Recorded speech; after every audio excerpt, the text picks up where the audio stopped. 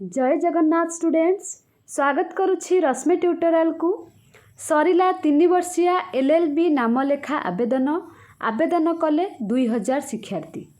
तो आपण मानकर प्रथम माने फास्ट सिलेक्शन प्रथम राउंड चयन सेटा केबे ता सहित एलएलबी को लेकिन बहुत सारा अपडेट मुझे वीडियो माध्यम देवी वीडियोटी को शेष पर्यंत देखंतु।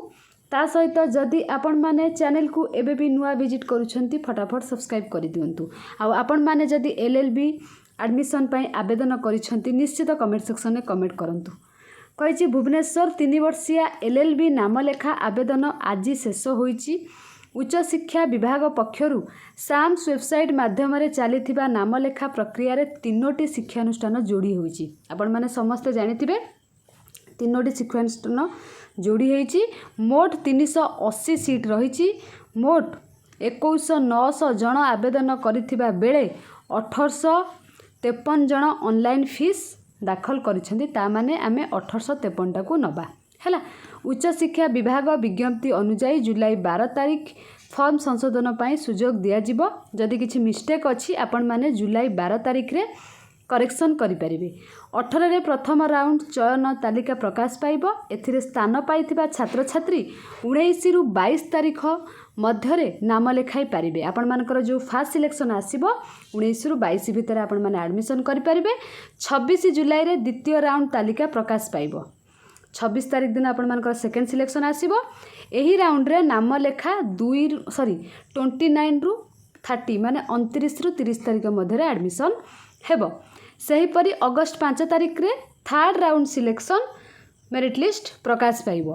एही नामलेखा 6 रु 7 तारीख मध्य हबो माने 2 दिन। वेटिंग लिस्ट रे थिबा पिला माने कॉलेज रे 9 रु 10 तारीख मध्य दाखल करिवे।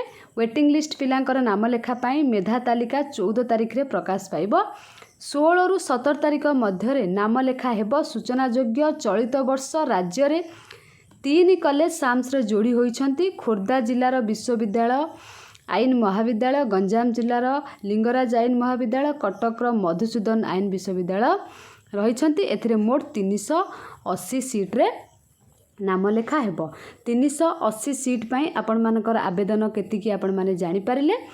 तो आपण मानकर डिटेल्स भी केते तारीख कोन एडमिशन हबो माने फास्ट सिलेक्शन पिला माने आपनकर 19 रु 22 एटा होची आपनकर फास्ट सिलेक्शन।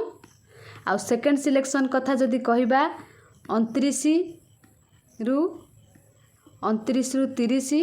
तापरे थर्ड सिलेक्शन कथा जदि कहिबा आपण मानकर 6 रु 7 माने 6-7। वेटिंग लिस्ट कथा जदि कहिबा जोटा कि आपण मानकर रही जाउची 16 रु 17 मध्यरे नाम लेखा हबो वेटिंग लिस्ट हैला। तो आपण माने संपूर्ण तथ्य एथिरे पाई गले। तो जो माने आवेदन करिसंती से माने निश्चित आपण मानकर अपडेट पाई गले। कहितिले एलएलबी रो जे कोनसी गोटे वीडियो आनिबा पई सेति पई आपण मानक पई एलएलबी रो ए वीडियोटी आनिली। जदि एलएलबी को नेकी किछि डाउट आपण मानकर अछि आपण माने कमेंट सेक्शन में कमेंट करि परिबे। मु निश्चित आपण मानकर डाउट क्लियर करिबी।